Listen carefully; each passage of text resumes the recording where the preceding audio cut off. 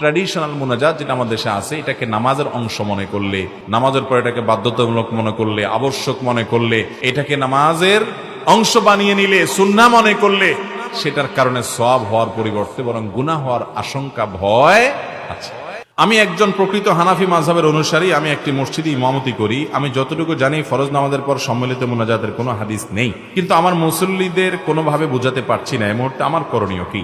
ভাই, এ বিষয়ে আমাদের একটা বক্তব্য আছে আমাদের আস-সুন্নাহ ফাউন্ডেশন ইউটিউব চ্যানেলে। আলহামদুলিল্লাহ, এই বক্তব্যটা প্রায় ঘন্টাখানেক সময় ধরে করা বা 40-50 মিনিটের আয়তনের হবে। এই বক্তব্যটা যদি পরিপূর্ণভাবে আপনি নিজে শুনেন বা কাউকে শোনাতে পারেন, আমার মনে হয় এই ক্ষেত্রে অন্তত নবী সাল্লাল্লাহু আলাইহি সাল্লামের আমল কি, আমাদের কি করা উচিত সেটা পরিষ্কার হয়ে যাবে। আমার ভূমিপল্লী মসজিদে দীর্ঘদিন পর্যন্ত মানুষ যখন বুঝবে না, বোঝানো ছাড়া, পরিষ্কার হওয়া ছাড়া, তখন আমাদের মসজিদের সম্মিলিত মুনাজাত হয়েছে, আমরা সম্মিলিত মুনাজাত করেছি। আমরা দীর্ঘদিন থেকে মানুষকে বোঝানোর চেষ্টা করেছি। আলহামদুলিল্লাহ, একদিন এই দীর্ঘ সময়ের বক্তব্যের পর আমি মুসল্লিদেরকে বলছি যে আপনারা সবাই করেন, এখনো আরো কিছুদিন করেন, আপনারা বুঝেন, আমি শুধু আমার দায়িত্ব পালন করলাম, সুন্নাহ কোনটা আর খেলাফে সুন্নাহ কোনটা বুঝাইলাম।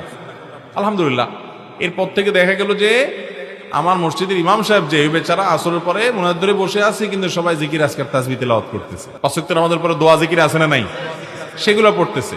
আমাকে বেচারা, আমি আসলে ওখানে ছিলাম না, অন্য কোথাও ছিলাম, আমাকে ফোন দিয়েছে, দিয়া বলে আমি কি করবো। তাহলে মুসল্লিরা যদি না করে, আমি জোর করে তোর করাতে পারবো না, আর কি করা যাবে। ভাইরা আমার, সুন্নাত এর আলো যখন জ্বালাবেন, বিদআত বা খেলাফে সুন্নাতের অন্ধকার এমনিতেই। নবী করিম সাল্লাল্লাহু আলাইহি ওয়াসাল্লাম সালাম ফেরানোর পর অনেকগুলো দোয়া পড়তেন, অনেকগুলো জিকির পড়তেন। এগুলো পড়তে বেশ কিছু সময় লাগবে। আমার দেশে শতকরা 2 জন মানুষ এগুলো জানে না, কিন্তু জানে হলো রেডিমেড মুনাজাত। রেডিমেড মুনাজাত জানে, কিন্তু সকাল পাঁচ ওয়াক্ত নামাজের পরে দোয়া জিকির গুলো ম্যাক্সিমাম মানুষ জানে না। ইমাম সাহেবদের উচিত সেগুলো জানানো এবং শেখানো। সেই সাথে নামাজের পরে যদি কেউ আল্লাহর কাছে দোয়া করতে চায়, অবশ্যই করবে, ভুল বুঝবেন না আবার। কিন্তু নামাজটা একটা মুনাজাত, আল্লাহর সাথে কথোপকথন।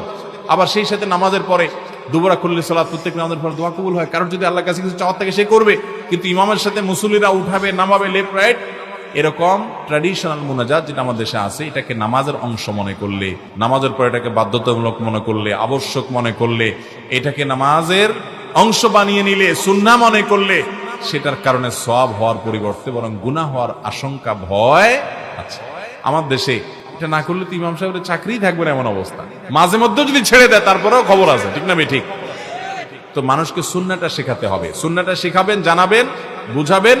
হেদায়েত দেওয়ার মালিক আল্লাহ তাআলা। আস্তে আস্তে ইনশাআল্লাহ পরিবেশ ভালো হবে। ইমাম সাহেবরা হিম্মত করতে হবে। একেবারে সারা জীবন আপনি শুধুমাত্র আপোষ করে যাবেন, সেটা হওয়া উচিত নয়।